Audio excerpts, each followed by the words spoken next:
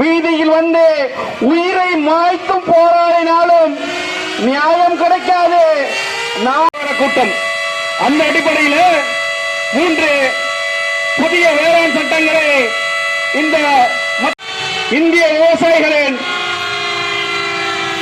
அடிப்படையான தன்னுடைய சொந்த நிலத்திலேயே விவசாய நிலம் இருந்தாலும் அதை அந்த விவசாய நிலத்தில் என்ன பயிரிட வேண்டும், என்ன விலை நிர்ணயிக்க வேண்டும் என்பதை அனைத்து 86% விவசாயிகள் தன்னுடைய விவசாய பொருட்களை மாவட்டத்திற்கு உட்பட்டு மட்டுமே சந்தைப்படுத்த முடிகிறது. விவசாயிகள் கண்டன உரை நிகழ்த்த இருக்கிற மாநில செயலாளர் திரு ஏ அபூபக்கர் சித்திக் தேர்வில் தமிழ்நாட்டிற்கு விதிவிலக்கு வேண்டும் என கேட்டு தமிழ்நாடு சட்டப்பேரவை உங்கள் மீது இருக்கிற களங்கம் போகும். எடப்பாடி பழனிசாமி அவர்கள் மீது இருக்கிற இந்த களங்கம். ஆனால் பாரதிய ஜனதா கட்சியைச் சேர்ந்த ஒரே ஒரு சட்டப்பேரவை உறுப்பினர் கேரள சட்டமன்றத்தில் இருக்கிறார், ராஜகோபால். அவர் பேசினார், பேசிவிட்டு எதிர்த்து வாக்களிக்கவில்லை. இந்த தீர்மானம் கேரள சட்டப்பேரவையில் ஒருமனதாக நிறைவேறட்டும் என்று அவரும் ஆதரித்தார். ஒருமனதாக தீர்மானம் நிறைவேற்றப்பட்டு இருக்கிறது.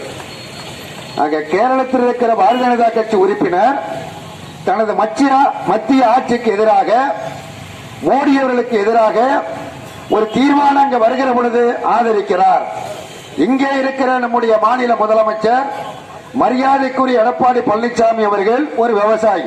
நான் ஆட்சேபிக்கவில்லை, மறுக்கவில்லை, அவர் ஒரு விவசாயி தான்.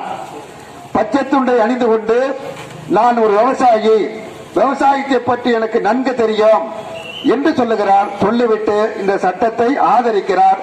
தமிழ்நாட்டு விவசாயிகளுக்கு பாதிப்பு இல்லை என்று விளக்கமேறு அளித்துக் கொண்டு இருக்கிறார். நான் முதலமைச்சர் அவர்களை கேட்டுக்கொள்வது, மனசாட்சிக்கு விரோதமாக பேசாதீர்கள். நம்முடைய நாடாளுமன்றத்தில் வேண்டாம் எல்லாரும் நினைச்சிட்டு இருக்காங்கல்ல, நம்மளும் சேர்ந்து நினைக்கலாம், முடிச்சிடலாம். பிரதமர் அவர்கள் வானொலியில் மனதின் குரல் என்று பேசிக்கொண்டே இருக்கிறார்.